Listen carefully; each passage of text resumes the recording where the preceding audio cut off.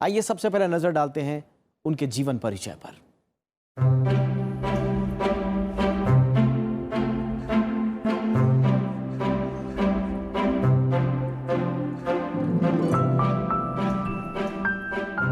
भारतीय पुनर्जागरण के पुरोधा स्वामी विवेकानंद का जन्म 12 जनवरी 1863 को कलकत्ता के एक मशहूर वकील विश्वनाथ दत्त के घर हुआ।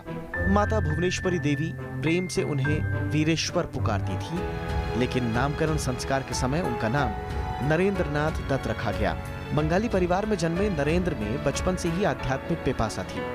कुशाग्र बुद्धि वाले नरेंद्र साथी बच्चों के साथ ही अध्यापकों से शरारत करने से भी नहीं चूकते थे। परिवार के धार्मिक और आध्यात्मिक वातावरण के प्रभाव से बालक नरेंद्र के मन में बचपन से ही धर्म और आध्यात्म के गहरे संस्कार पड़ गए।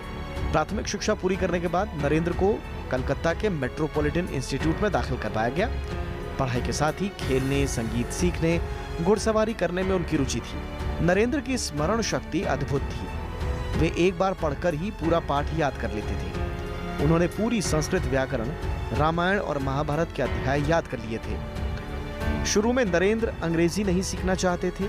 उनका मानना था कि ये उन लोगों की भाषा है जिन लोगों ने उनकी मातृभूमि पर कब्जा किया हुआ है। लेकिन बाद में उन्होंने न सिर्फ अंग्रेजी सीखना शुरू किया, बल्कि इस पर महारत भी हासिल कर ली। बचपन से ही उनमें नेतृत्व का गुण था। वे सिर्फ कहने से ही किसी बात को नहीं मान लेते थे, बल्कि उसकी तार्किकता को परखने की भी कोशिश करते थे। सन्यासी बनने का विचार भी उनके बाल मन से चलता आ रहा था। 14 साल की उम्र में बीमार पड़ने पर पिता विश्वनाथ दत्त ने नरेंद्र को मध्य प्रदेश के रायपुर में बुला लिया। रायपुर में ही नरेंद्र ने जीवन की विविधताओं को समझा। आसपास की पहाड़ियों और घने जंगलों में विचरण से नरेंद्र की आंतरिक चेतना का विकास हुआ। रायपुर में 2 साल तक रहने के बाद वो वापस कलकत्ता आ गए। 18 साल की उम्र में उन्होंने कलकत्ता के प्रेसिडेंसी कॉलेज में दाखिला लिया। कॉलेज के दिनों में उनकी ज्ञान पिपासा बढ़ती गई। संसार की सच्चाई और सत्य की खोज जैसे प्रश्न उन्हें विद्रोही बनाने लगे। वे परंपराओं और रस्मों के प्रति भी सहज नहीं रहे। वे ईश्वर की मान्य धारणा के रहस्यों को सुलझाने में बेचैन होने लगे।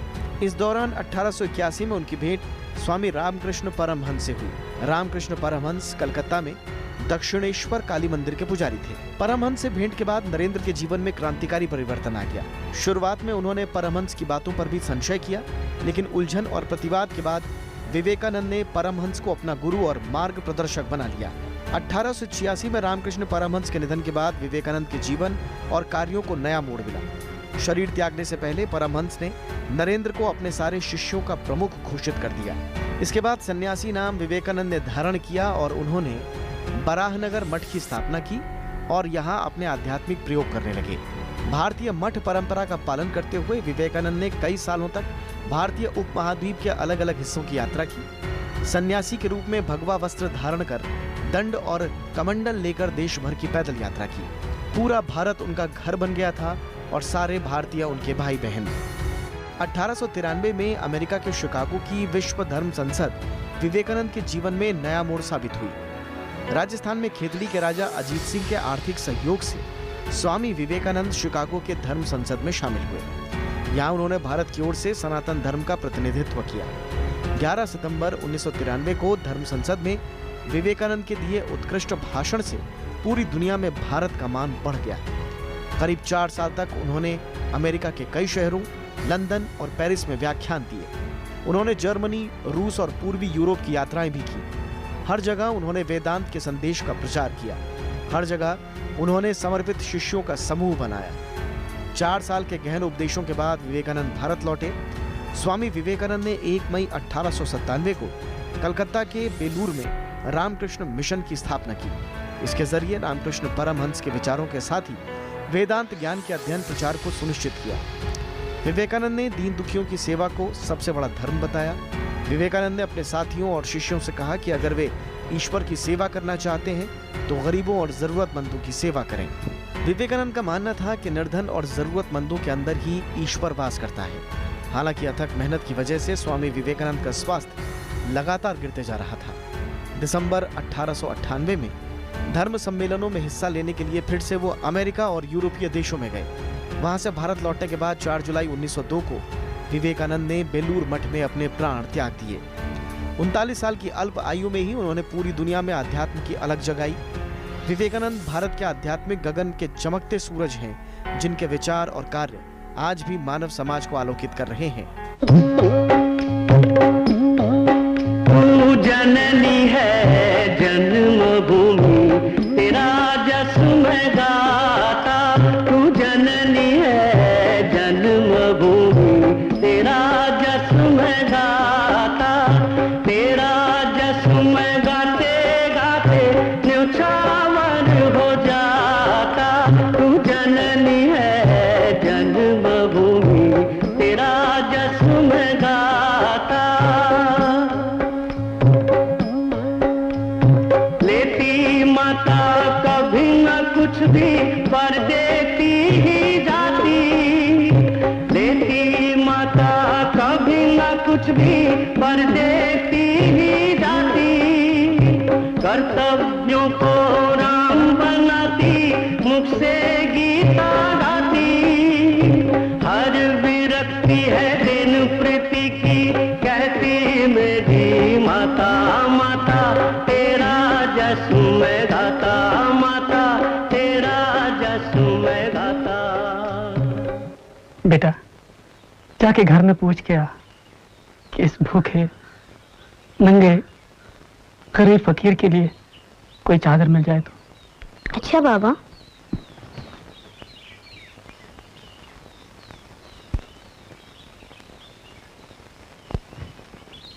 ये लो बाबा।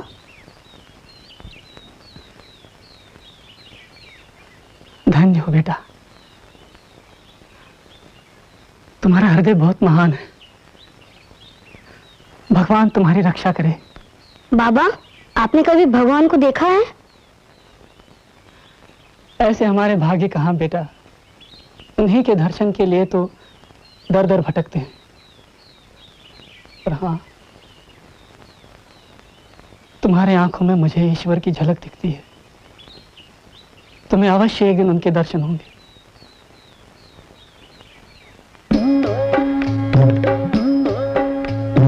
माता मिटा तिमिर का घेरा, फैला दे उजियाला। माता मिटा तिमिर का घेरा, फैला दे उजियाला। पाप काट दे पुण्य बांट दे, सब में भर दे ज्वाला। अमृत पुत्र बने वो माता।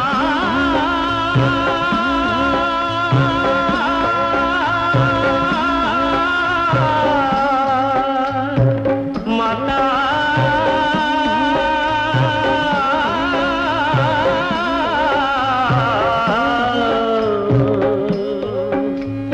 अमृत पुत्र बने वो जो ले सेवा का व्रत। माता माता तेरा जस मैं गाता, माता तेरा जस मैं गाता। ज्ञान दो अभिज्ञान दो, तुम प्रीति पावन दो। ज्ञान दो अभिज्ञान दो, तुम प्रीति पावन दो। तुम्ही शुभता तुम्ही शुचिता, सत्य आश्रय दो। प्रभु तुम सत्य आश्रय दो। प्रभु तुम सत्य आश्रय दो। धैर्य दो तुम शक्ति दो, तुम सहनशीला वृत्ति दो। धैर्य दो तुम शक्ति दो, तुम सहनशीला वृत्ति दो। तुम विरक्ति तुम्ही भक्ति, चरण आश्रय दो। प्रभु तुम चरण आश्रय दो। प्रभु तुम चरण आश्रय दो।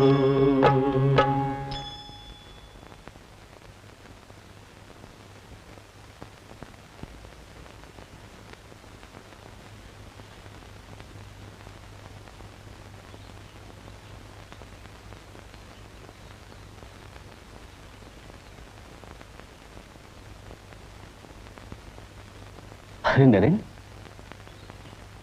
बहुत चुप चुप परेशान लगते हो, क्या बात है? कुछ नहीं।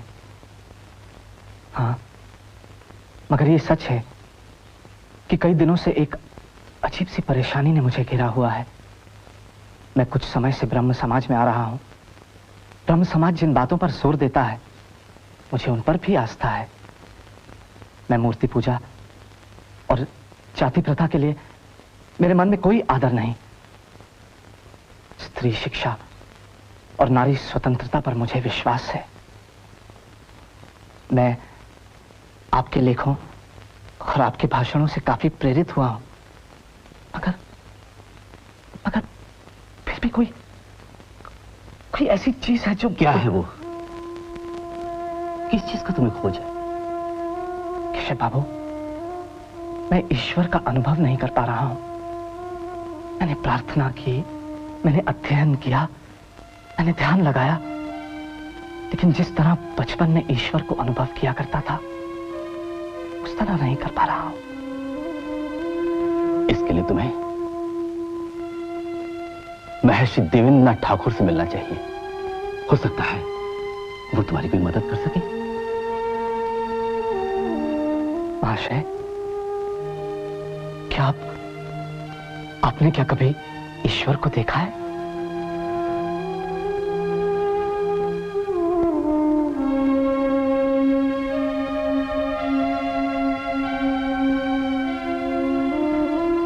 So familiarly do I perceive her manner and her look and presence, and so deeply do I feel her goodness, that, not seldom in my walks, a momentary trance comes over me, and to myself I seem to muse on one by sorrow laid asleep.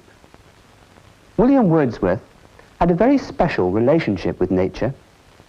The distinction between him and nature seemed to disappear.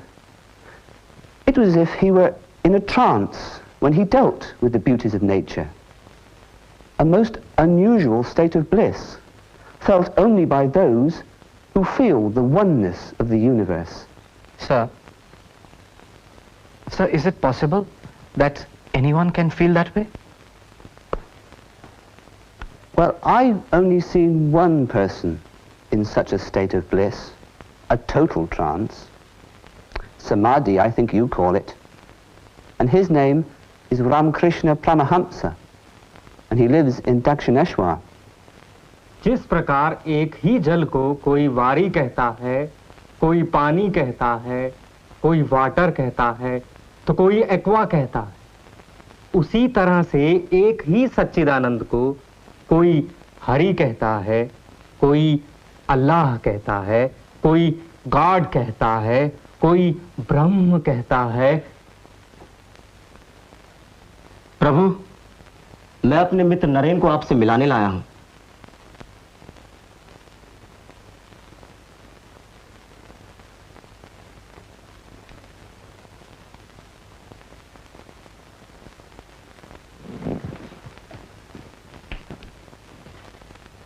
ये बहुत अच्छा गाते भी हैं। नरेन, क्या हमें भी एक गान सुनाओगे?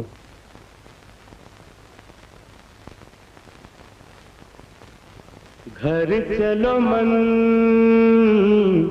घर चलो मन, घर चलो मन, आज ही अपने। घर चलो मन, घर चलो मन, आज ही अपने। छोड़ करके मनोहारी कांच के सपने। घर चलो मन, घर चलो मन, आज ही अपने। ये जग बिल्कुल पराया, पराई चादर। ये जग बिल्कुल पराया, पराई चादर। शान झूठी, मान झूठा, खेल है पल भर। थके हो तुम, लगे हो ताप से सपने। घर चलो मन, घर चलो मन, आज ही अपने। जी नहीं लगता, घर की याद तड़पाती है वहाँ पर माँ अकेली बहुत अकुलाती, जी नहीं लगता घर की याद तड़पाती, है वहाँ पर माँ अकेली बहुत अकुलाती। द्वार का वो दीप जलता लगा है दिखने, घर चलो मन, घर चलो मन आज ही अपने, घर चलो मन, घर चलो मन आज ही अपने, छोड़ करके मनोहारी कांच के सपने, घर चलो मन, घर चलो मन।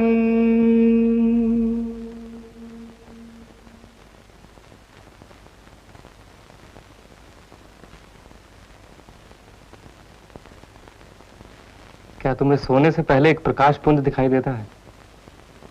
हाँ, क्या हर किसी को दिखाई नहीं देता?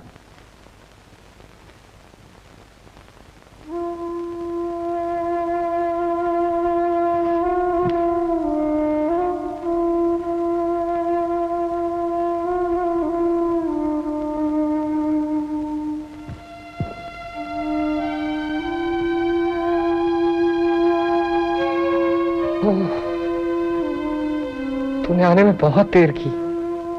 कितना निर्दयी है तू, मुझसे इतनी लंबी प्रतीक्षा करवाई। संसारी लोगों की ओछी बातें सुनते सुनते मेरे तो कान पक गए थे। ओह, कब से तरस रहा था कि मुझे कोई तो ऐसा मिले जिससे मैं अपनी मन की बात कह सकूं, जिसके सामने मैं अपने मन का बोझ हल्का कर सकूं। प्रभु, मुझे मालूम है आप प्राचीन ऋषि नर हो, नारायण के अवतार। मनुष्य के दुख हरने के लिए ही तो आपने इस धरती पर जन्म लिया है। मुझे वचन दे, तू दोबारा दर्शन देगा जल्दी ही। सुनिए, क्या आपने भगवान को देखा है? हाँ, मैंने ईश्वर को देखा है, जैसे मैं तुम्हें देख रहा हूं, साक्षात।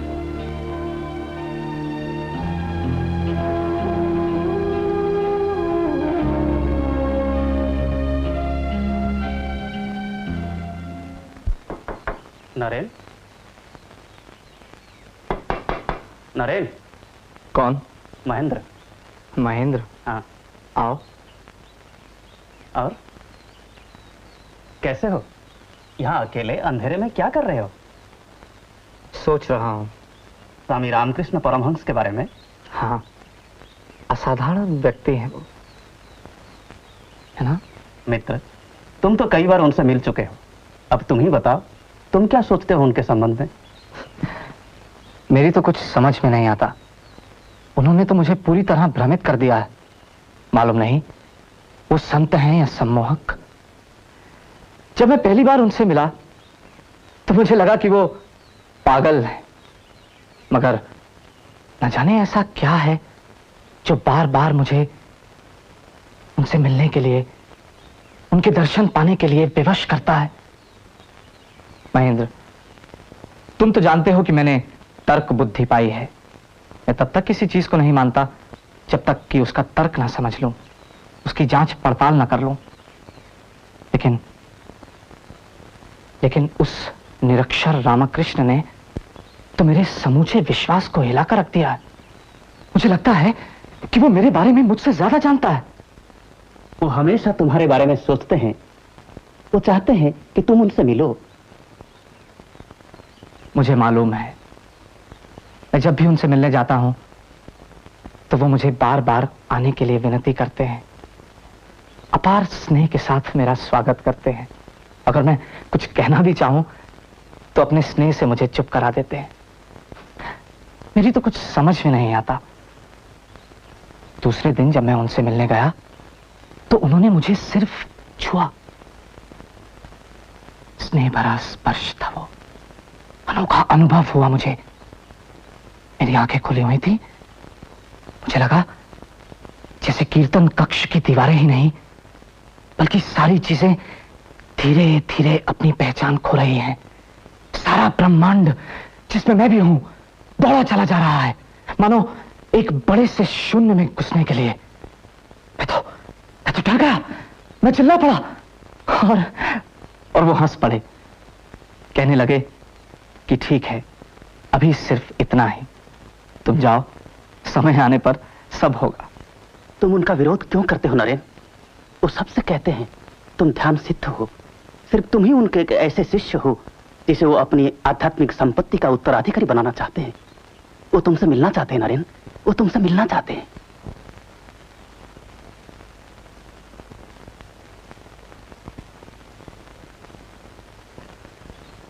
मैं उनके पास जाऊंगा। मैं सदा से सत्य की खोज में भटकता आ रहा हूं। मुझे कुछ प्रश्नों के उत्तर चाहिए। अब मुझे लगता है कि दक्षिणेश्वर के उस व्यक्ति के पास ही कुंजी है।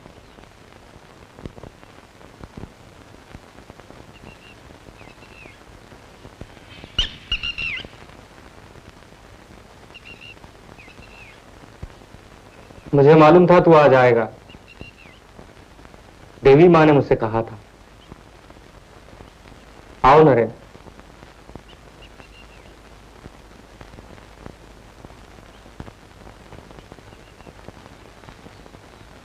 देवी माँ ने आपसे कहा कि मैं आ जाऊंगा, लेकिन आपने कैसे जाना कि कहने वाली वही थी?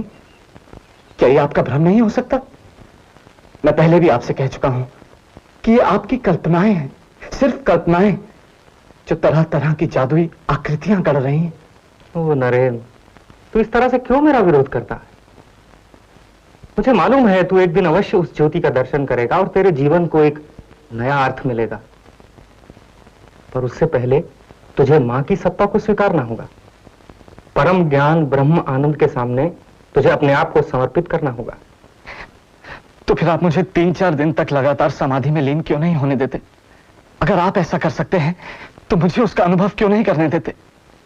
तुझे शर्म आनी चाहिए। तू एक तुच्छ और निरर्थक चीज की चाह कर रहा है। मैंने तो सोचा था तू एक बड़े बट वृक्ष की तरह से है, जिसके नीचे हजारों लोग आश्रय पाएंगे, मगर तू तो अपने ही मोक्ष से मतलब रखता है।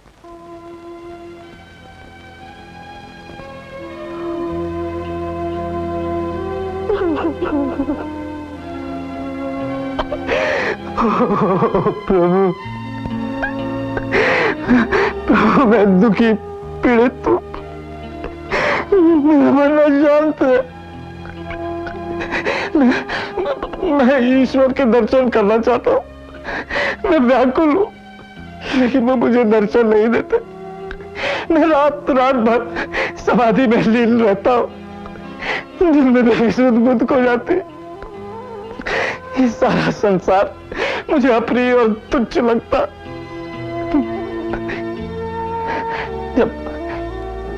जब मैं आपके पास होता हूं तो मुझे शांति मिलती।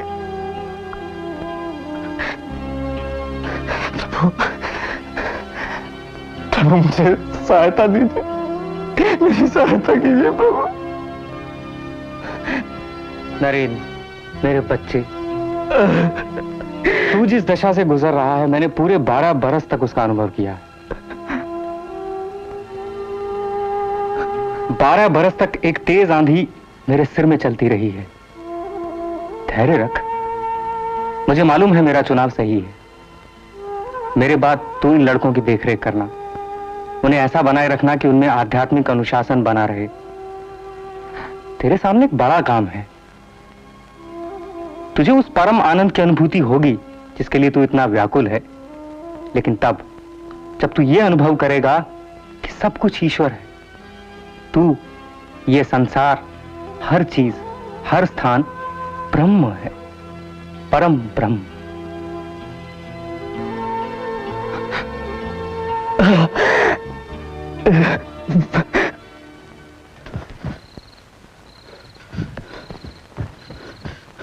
प्रभु, प्रभु, जल्दी चले, कुछ गड़बड़ है। क्या बात क्या है गोपाल? नरेन, नरेन बहुत अजीब व्यवहार कर रहा है। मुझे तो डर लग रहा है, वो बहुत बीमार है, कि उसकी मृत्यु न हो जाए। उसकी दशा देखकर भय लगता है। मेरे साथ चलिए, आप स्वयं देख लीजिए प्रभु। शांति से काम लो गोपाल। ये बताओ उसकी ऐसी दशा क्यों हुई? मैं भी उसी कमरे में ध्यान लगा रहा था जिसमें नरेन, एकाएक वो चिल्ला उठा। उसने मुझसे कहा वो अपने शरीर को महसूस नहीं कर पा रहा है, सिर्फ उसका सिर। उसने मुझसे पूछा मेरा शरीर कहां चला गया। मैंने कहा है तो। तब वह कहने लगा कि वो शरीर को महसूस नहीं कर पा रहा है। कुछ गुरु भाई इस समय उसके साथ हैं, मालिश आदि कर रहे हैं। मैं आपको बताने भागता चला आया, कृपा करके तुरंत चले प्रभु। दूसरे लोगों से कहो उसे अकेला छोड़ दें, कुछ देर उसे उसी हाल में रहने दो। इस हाल में पहुंचने के लिए वो कब से मुझे परेशान करता रहा है। चिंता मत करो गोपाल, वो मरेगा नहीं। जाओ तुम।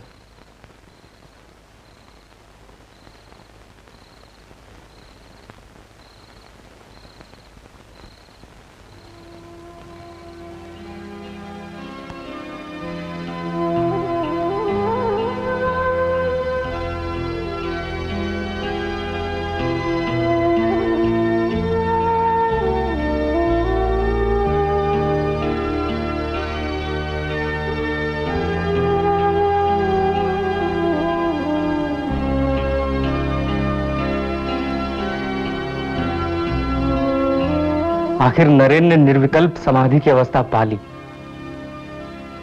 उसकी प्रार्थना पूरी हुई। नरेन,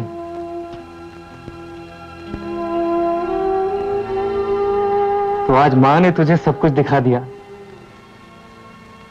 यह अनुभव बिल्कुल वैसा है जैसे कोई बहुत कीमती चीज तुझसे छिपाकर मेरी निगरानी में एक संदूक में ताला बंद करके रख दी गई हो।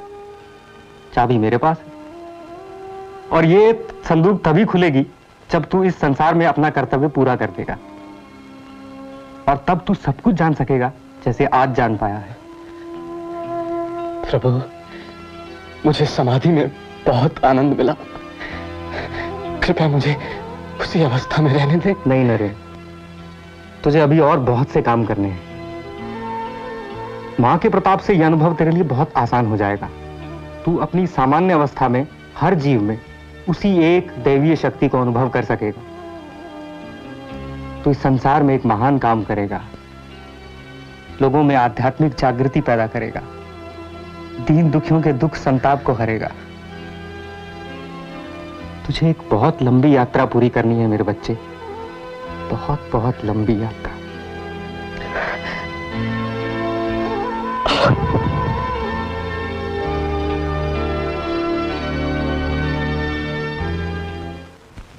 गुरुदेव के अद्भुत वचनों से आज मुझे अनोखा प्रकाश मिला है।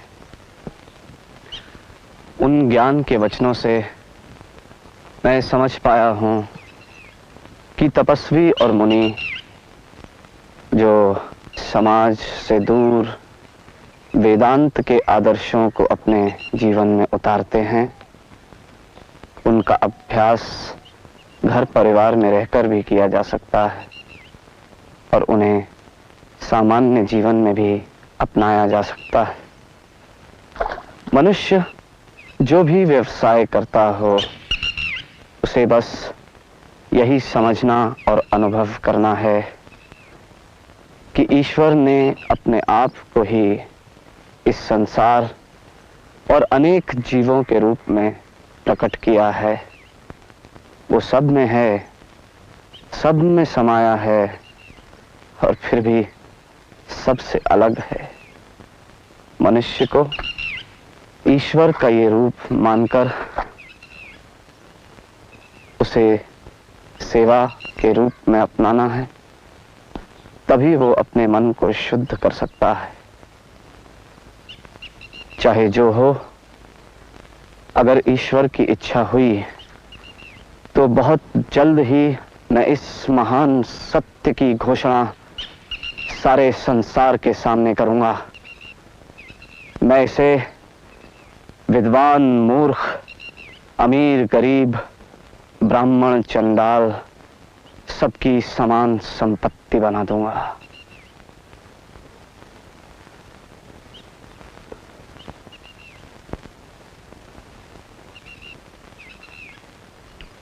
उसका रूप नहीं दिखता है, उसका रूप नहीं दिखता है, कोई देख नहीं पाता है, कोई देख नहीं पाता है।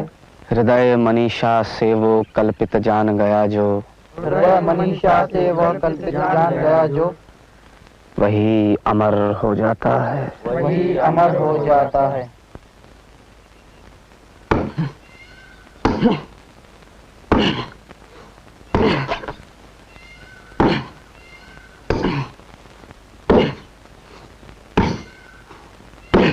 नरेन, अरे बहुत लकड़ी चीर ली है, अब बस करो।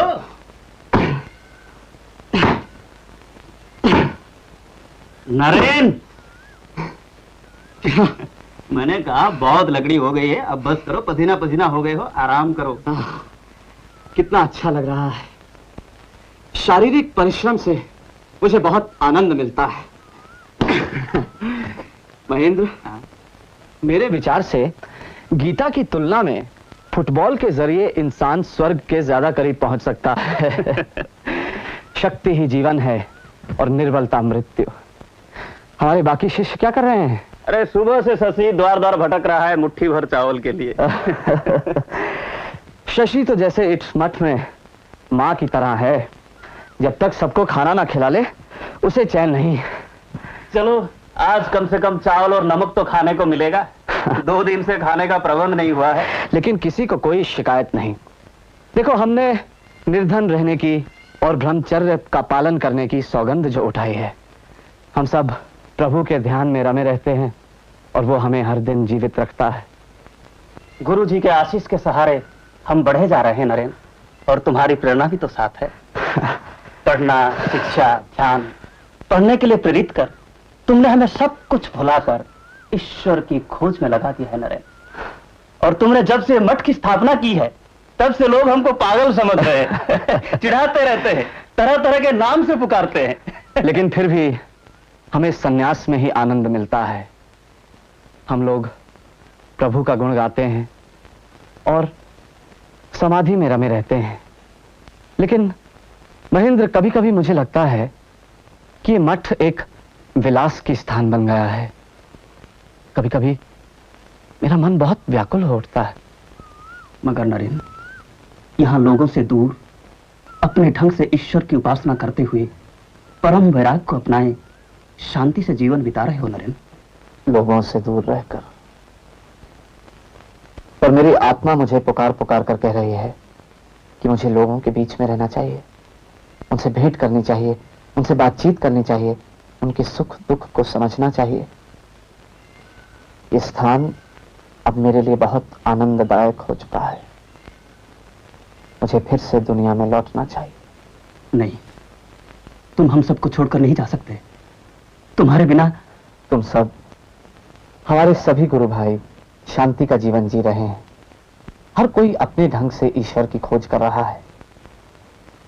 याद करो, वो कहा करते थे कि ईश्वर को पाने के पथ कई हैं, उसको अनुभव करने के पथ कई हैं। हर किसी को अपनी सोची हुई राह पर चलकर उन तक पहुंचना है। चेतन अचेतन में मैं हमेशा ये जानता था, तुम्हें जरूर एक ना एक दिन ऐसा करना होगा। गुरुजी हमेशा कहते थे, कुछ भक्त मेरे ऐसे हैं, कुछ भक्त मेरा उस कमल की तरह हैं जिसे 10 पंखुड़ियां हैं। कुछ भक्त मेरे उस कमल की तरह है जिसमें 100 पंखुड़ियां हैं। मगर नरेंद्र मेरा 1000 पंखुड़ियों वाला कमल जैसा है।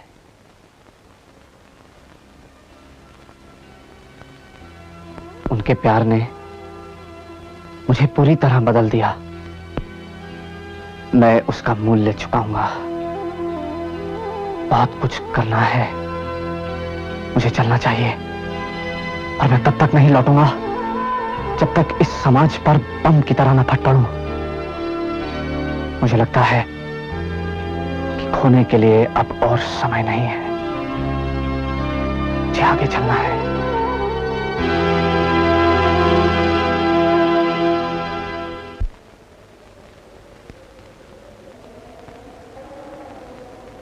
ब्रह्म अमर है, वो आगे है, वो पीछे है, वो दाएं बाएं भी वो है, वो नीचे ऊपर है वो भी। अखिल विश्व वो, दिशातीत वो विश्वंबर है। ब्रह्म अमर है, ब्रह्म अजर है। विश्व का इतिहास कुछ ऐसे लोगों का इतिहास है जिन्हें खुद पर विश्वास था। विश्वास मनुष्य के भीतर छुपे देवत्व को प्रकट करता है। तुम कुछ भी कर सकते हो। तुम तभी असफल होते हो जब अपनी अनंत शक्ति को प्रकट करने का पूरा प्रयास नहीं करते। एक व्यक्ति या कोई देश जब अपने ऊपर से विश्वास खो देता है तो मृत्यु आती है। इसलिए पहले स्वयं पर विश्वास करो और फिर ईश्वर पर। मुट्ठी भर शक्तिशाली लोग पूरे विश्व को हिला सकते हैं। इसलिए साहसी बनो। साहस सबसे बड़ा सदाचार है। हमेशा पूरा सत्य बोलो, बिना किसी भेदभाव के, बिना डरे, बिना घुमाए फिराए और बिना कोई समझौता किए। अब रात हो चली है, आप लोग अपने घरों को जाएं। मैं कल फिर आऊंगा यहीं।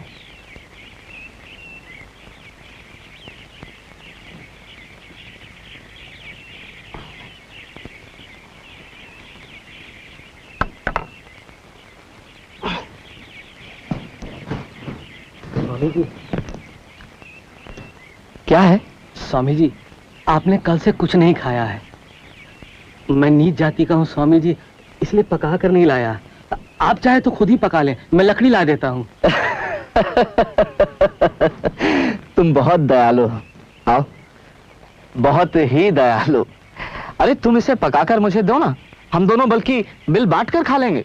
पर मैं तो नीच जाति का हूँ स्वामी जी, आप मेरे हाथ का पका कैसे खाएंगे? तुम मेरे भाई हो, तुम में मुझे भगवान नजर आता है। देखो, अगर तुम मुझे पकाकर खिलाओगे ना तो मुझे लगेगा कि तुमने मेरा सम्मान किया है। अरे नहीं नहीं, शक्तिशाली और कमजोर, ऊंच और नीच, सबके पीछे वही अनंत आत्मा है जो मनुष्य की अनंत शक्ति को श्रेष्ठ और महान बनाने का आश्वासन देती है। इसीलिए अपने भीतर छुपे हुए ईश्वर की घोषणा करो, उसे अस्वीकार मत करो। जाओ पका कर लाओ। स्वामी जी, आपने हमारे दरबार में पधारना स्वीकार किया है, इसके लिए हम आपके बहुत आभारी हैं। स्वामी जी, आपके बारे में बड़ी कहानियां सुनी हुई है। मैं सोचता हूँ उनमें से कुछ अच्छी भी होंगी महाराज। अरे सबकी सब घनी मजेदार है। अब तो आपकी प्रसिद्धि बढ़ रही है। हाँ, लोग कह रहे हैं कि देखा जानिया साधु महात्माओं में आप सबसे अलग हो, बहुत अलग हो। आपकी विचारधारा प्रगतिशील है। वो कई किस्सा है कि आप एक शूद्र के साथ भोजन कर रहा और क्यों दीवान जी? ये बात सच है महाराज। नगर में भी यही चर्चा हुआ है कि स्वामी जी हिंदू जात प्रथा में कोनी माने, और इनसे भी बढ़कर स्वामी जी इन बात की भी परवाह कोनी करे कि सामने वालों हिंदू है कि मुसलमान या और कोई जात रो। स्वामी जी ने मान लो है कि सब एक ही भगवान की पूजा करे हैं। क्या स्वामी जी ये बात सच है? जी महाराज। मगर हिंदू होते हुए आप इस बात की उपेक्षा नहीं कर सकते हो कि एक शूद्र के साथ भोजन करना पाप है। महाराज, मैं जाति प्रथा को घृणित समझता हूं। इसकी वजह से हमारे देश के लोगों को भयानक अपमान सहना पड़ा है। इससे जो पतन हुआ है वो शर्म की बात है। हमारा धर्म रसोई घर में पहुंच चुका है। चूल्हा और भोजन हमारे भगवान हो गए हैं। मुझे मत छूना, मैं पवित्र हूं। हमारा धर्म, मैं क्या, हर व्यक्ति अंधविश्वासी मूर्ख होने के बदले नास्तिक होना चाहेगा। स्वामी जी, आप अंधविश्वास के खिलाफ हो ना, लेकिन मूर्ति पूजा में आप बुराई नहीं समझो। अब इन मात्र समाधान किस तरह करोगा? मैं मूर्ति पूजा में विश्वास को नहीं करूं। दूसरा लोगों की तरह लकड़ी, मिट्टी, धातुरी पूजा मैं को नहीं कर सकूं। इस बारे में आप क्या कहोगे? ये किसका चित्र है? महाराज का। दीवान जी, कृपया इस चित्र को उतारिए।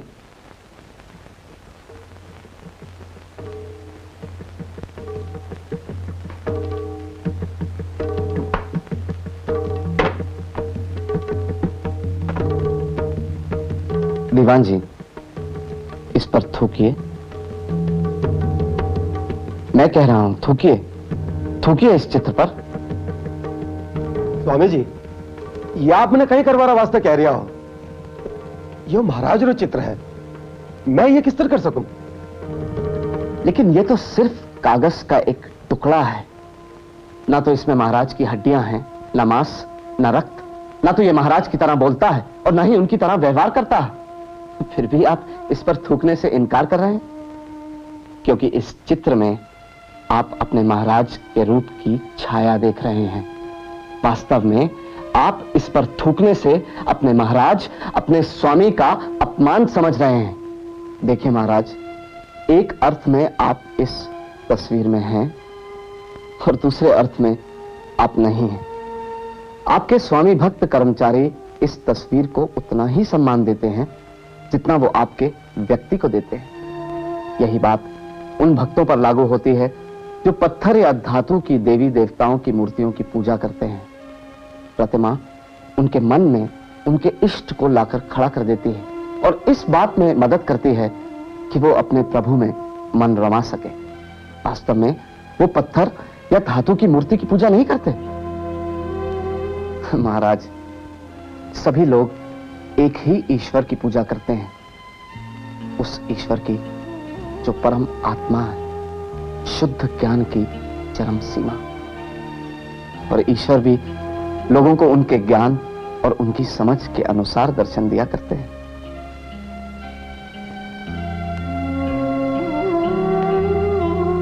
स्वामी जी, आपने मेरी आंखें खोल दी।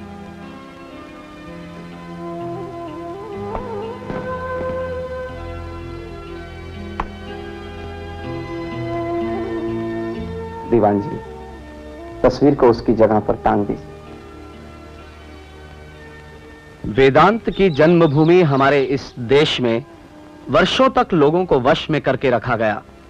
हमारे सामंतवादी पूर्वजों ने देश की साधारण जनता को पैरों तले इतना रौंदा कि वो बेबस हो गए और इस अत्याचार के कारण यहाँ के गरीब लोग लगभग भूल ही गए कि वो भी मनुष्य हैं।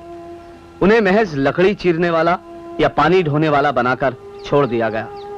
एक गरीब, एक नीच, एक पापी का भारत में कोई मित्र नहीं। उन्हें किसी का सहारा नहीं। चाहे वो जितनी भी कोशिश करें, उठ नहीं सकते। वो दिन प्रतिदिन नीचे गिरते जा रहे हैं। चालाक शिक्षित वर्ग ने उनकी मेहनत के फल का एक बड़ा हिस्सा हड़प लिया है। हर देश में यह घटना घटी है, पर अब जमाना बदल गया है। निम्न वर्ग धीरे धीरे इस बात को समझने लगे हैं और इसके विरुद्ध एक संयुक्त मोर्चा बना रहे हैं। यूरोप और अमेरिका की जनता सबसे पहले उठी है और उन्होंने लड़ाई का शुभ आरंभ कर दिया है। भारत में भी इस जागृति के चिन्ह दिखाई देने लगे हैं। आजकल हो रही निम्न वर्ग की कई हड़तालें इसकी गवाह हैं। उच्च वर्ग अब निम्न वर्ग को अधिक दिनों तक नहीं दबा सकता, चाहे वो जितनी भी कोशिश कर ले। उच्च वर्ग का कल्याण अब इसी में है कि वो निम्न वर्ग के वाजिब अधिकारों को हासिल करने में उनकी मदद करे। आज का हिंदू धर्म न तो ज्ञान का पथ है न तर्क का। वो तो मुझे छूना नहीं, मत छुओवाद बन गया है, जिससे उसकी खूबियां ही खत्म हो रही हैं। कभी कभी मत छुओवाद के बंधन को तोड़ने का मैं तीव्र आग्रह अनुभव करता हूं। लगता है तुरंत जाकर चिल्लाऊं, सब जन आए जो निर्धन, दुखी, अभागे और दलित हैं। फिर उन सबको एक साथ इकट्ठा करूं। जब तक वो नहीं उठते, मां भी नहीं जागेगी।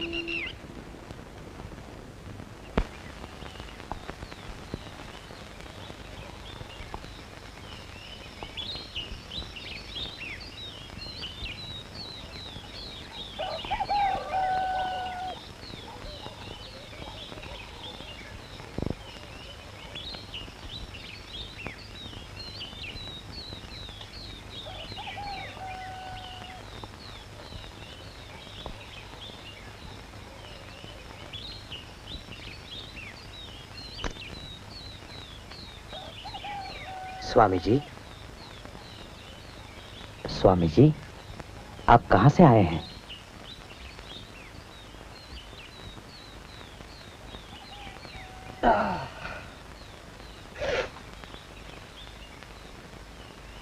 एक बहुत लंबा सफर तय करके। क्या आप थोड़े दिनों यहां रुकेंगे? मेरा यहां से जाना आवश्यक है। बहुत से काम पड़े हैं जो करने हैं। मैं आपके साथ चल सकता हूं? हाँ, मगर कौन हो तुम? जी, मैं यहाँ का स्टेशन मास्टर हूँ। मुझे शरदचंद्र गुप्तो कहते हैं। एक भटकते हुए सन्यासी के साथ चलने का मतलब जानते हो? जी, आप अगर मुझे अपने साथ चलने की आज्ञा दें तो मैं सारा संसार छोड़ सकता हूँ। मेरी मंजिल निश्चित नहीं है बेटे। मैंने पूरे देश की लंबाई चौड़ाई नापी है, लेकिन अभी भी मेरी खोज बाकी है। मेरे गुरुजी कहा करते थे कि अपनी मातृभूमि को नवजीवन देने के लिए अपने जीवन को न्यौछावर कर दो। मैंने बहुत दुख देखा है मेरे बच्चे, इतना दुख कि मेरा हृदय भर गया है। गुरुजी ने कहा था कि धर्म भूखे पेट के लिए नहीं है। इसे आज मैंने देखा है। अगर तुम किसी ऐसे सन्यासी का साथ चाहते हो जो पर्वतों के एकांत में ध्यान लगाकर संतुष्टि पाता है, तो मैं तुम्हारे मतलब का आदमी नहीं हूं। जब आप सो रहे थे मैं देख रहा था। मैंने आपके प्रवचन सुने हैं। सिर्फ आप ही एक ऐसे हैं जिनके पीछे मैं चलना चाहता हूं। देखो, ये काम सरल नहीं है। जी, आप अगर साथ देंगे तो सब कुछ सरल हो जाएगा स्वामी जी।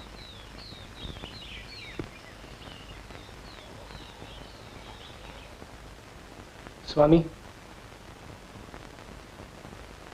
मेरी एक प्रार्थना है। इसे आप एक ऐसे व्यक्ति का प्रेम भी कह सकते हैं जो आपको सबसे अधिक चाहता है। कहीं आप स्वीकार करेंगे? कहें तो सही महाराज। आप मुझे बेटा बुलाइए जैसे आप हमेशा बोलते हैं। भले ही मैं खेतड़ी का महाराज क्यों ना हूं, आप मेरे स्वामी हैं। आपके लिए हमेशा मैं आपके पुत्र जैसे रहूंगा। अच्छा बेटे, कहो। आज से आप स्वामी विवेकानंद के नाम से पुकारे जाएंगे, क्योंकि आप आनंद और ज्ञान के वाहक हैं। स्वामी, यही नाम आपके अनुकूल है। कहीं आप स्वीकार करते हैं? किया भाई, किया। मुझे मालूम था आप स्वीकार करेंगे। आप अपने स्नेहीजनों की प्रार्थना कभी इनकार नहीं करते। एक बात और है, मैंने सुना है अमेरिका में शिकागो नामक एक शहर है। वहां विश्व के प्रमुख धार्मिक नेताओं का एक बहुत बड़ा सम्मेलन हो रहा है। यह धर्म की एक बहुत बड़ी महासभा होगी। स्वामी, आप अक्सर कहा करते हैं कि आज इस बात की जरूरत है कि दुनिया भारत को अध्यात्म की भूमि के रूप में स्वीकार करे। आपको वहां जाकर भारत का प्रतिनिधित्व करना चाहिए। मैं अमेरिका में धर्म महासभा? किंतु की कोई बात नहीं। मैं हर चीज का प्रबंध कर दूंगा। सिर्फ आप ही हैं जो दुनिया को समझा सकते हैं कि सच्चा धर्म क्या है और हमारी प्राचीन धरती को क्या प्रदान करना है। आपने मुझे बड़ी अच्छी तरह से समझाया। अब आप सारे विश्व को समझाइए। हम ये बहुत बढ़िया अवसर है। सारी दुनिया को अपने विचारों का उपहार दें। इनकार न करें स्वामी। लेकिन मुझे नहीं पता कि मैं इस कार्य के योग्य हूं भी या... आप योग्य नहीं हैं। स्वामी विवेकानंद योग्य नहीं है। आप, सिर्फ आप ही ये काम कर सकते हैं। मैं ये अच्छे से जानता हूं और शीघ्र ही सारा संसार जान जाएगा। अच्छा, अगर आपकी आज्ञा हो तो आज मैंने आपके मनोरंजन के लिए कुछ प्रबंध किया है।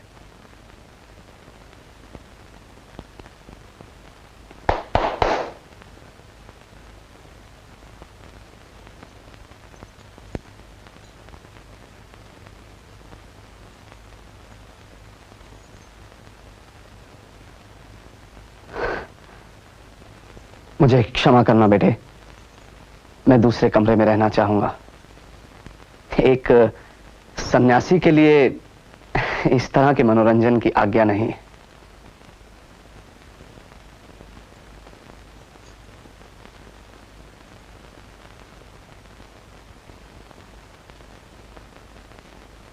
हमारे प्रभु अवगुण चित्त न धरो, हमारे प्रभु अवगुण चित्त न धरो। समदर्शी है नाम तुम्हारो, समदर्शी है नाम तुम्हारो, सोई पार करो। हमारे प्रभु अवगुण चित्त न धरो, हमारे प्रभु अवगुण चित्त न धरो। एक नदिया एक नार कहावत, एक नदिया एक नार कहावत, मैं लो नीर भरो। ओ जब मिल गए तब एक बरन भर गंगा नाम परो। हमारे प्रभु अवगुण चित्त न धरो, हमारे प्रभु अवगुण चित्त न धरो।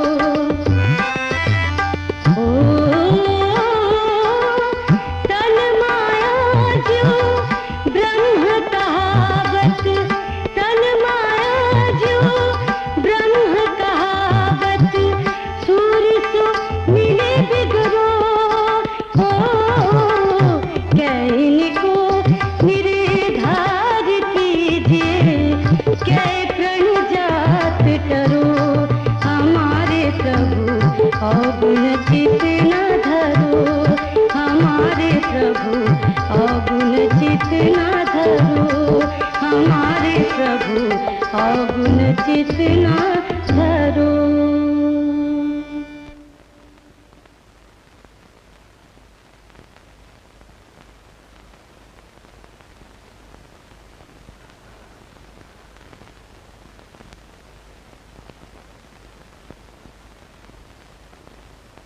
हे मां, मैंने अपराध किया है। मैं यहां से जाने के लिए उठ खड़ा हुआ था। मैंने आपका अपमान किया, लेकिन आपके गीत ने मेरी चेतना को जगा दिया। भगवान के सामने पवित्र अपवित्र मनुष्य जैसी कोई बात नहीं होती। किसी की निंदा नहीं करता। मुझे क्षमा करें। स्वामी,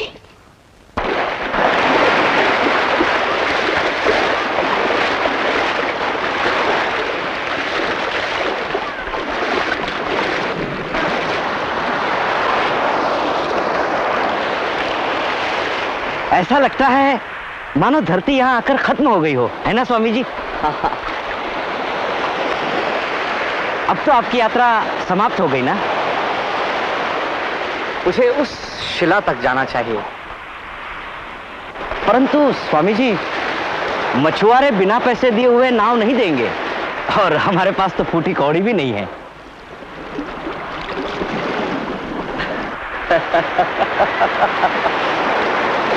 स्वामी जी, ये आप क्या कर रहे हैं स्वामी जी?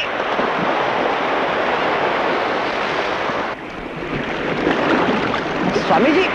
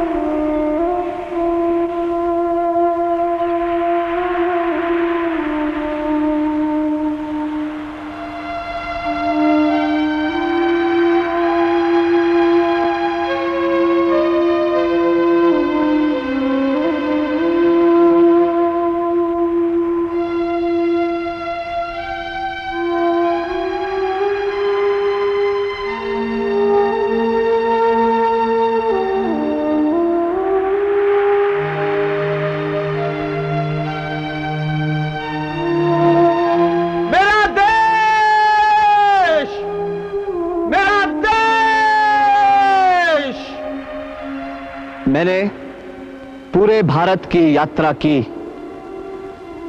किंतु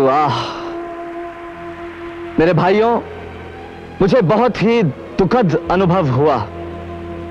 लोगों की गरीबी को देख मैं अपने आंसुओं को रोक ना सका, और अब मेरा यह दृढ़ विश्वास है कि गरीबी और कष्ट को दूर किए बिना भारत के लोगों के लिए धर्म का प्रचार कोई मायने नहीं रखता है।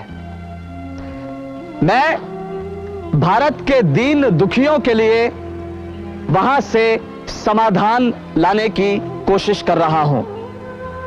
मैं पश्चिम के सामने यह कहूंगा कि अगर भारत बीमार या तंदुरुस्त है तो उसका संबंध पूरी दुनिया से है। अगर भारत डूबता है तो पूरी दुनिया डूबती है। बदले में बाहरी दुनिया को भारत के आत्मा और ईश्वर संबंधी ज्ञान, उसकी आध्यात्मिक विरासत, त्याग और संन्यास द्वारा सच्चे मोक्ष के आदर्श की आवश्यकता है। मैं अमेरिका को भारत का प्राचीन ज्ञान दूंगा और अपनी मातृभूमि के लिए वहां से विज्ञान और टेक्नोलॉजी का ज्ञान वापस लाऊंगा।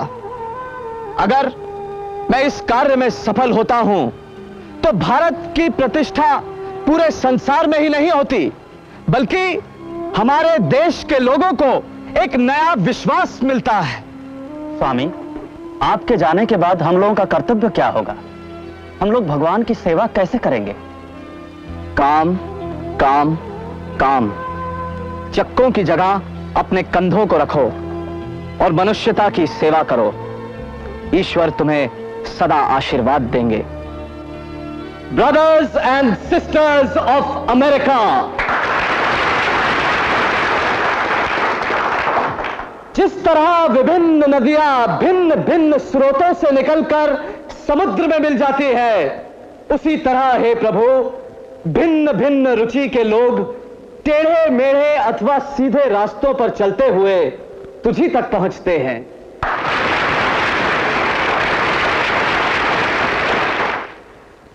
एक सार्वभौमिक धर्म अवश्य होना चाहिए जो सांसारिक, सांप्रदायिक और भौगोलिक बंधनों से मुक्त हो, जो अपनी अनंत भुजाओं में सारे विश्व को समेट ले और हर मनुष्य को उसमें जगह मिले। आप लोग ऐसा धर्म सामने रखिए, तमाम राष्ट्र आपके पीछे चल पड़ेंगे, चाहे वो जो हों। हिंदुओं के ब्रह्म, मुसलमानों के अल्लाह, बौद्धों के बुद्ध, ज़रदुश्तीनों के अहूरा माज़दा, यहूदियों के जेहोवा और स्वर्ग में स्थित ईसाइयों के पिता, वो आपको शक्ति दें ताकि आप अपने विचारों का, उच्च विचारों का पालन कर सकें।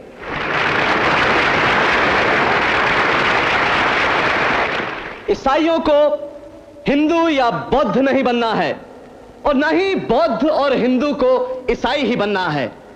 हर धर्म को अपनी खासियत बनाए रखते हुए दूसरे धर्मों की शक्ति को अपने आप में शामिल करना है। उन्नति के नियमों के तहत प्रगति करनी चाहिए।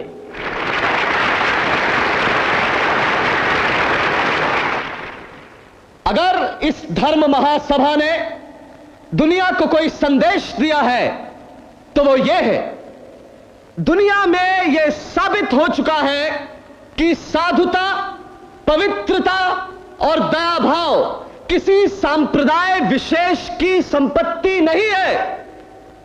हर धर्म ने उच्च चरित्र के स्त्री और पुरुष को जन्म दिया है, लेकिन अगर फिर भी कोई एक व्यक्ति यह सोचता है कि मेरा धर्म तो जीवित रहे और बाकी तमाम धर्म समाप्त हो जाए, तो मुझे उस पर दया आती है और मैं उससे कहता हूं कि तमाम रुकावटों के बावजूद धर्म की ध्वजा पर, हर धर्म की ध्वजा पर लिखा होगा कि मेल करो,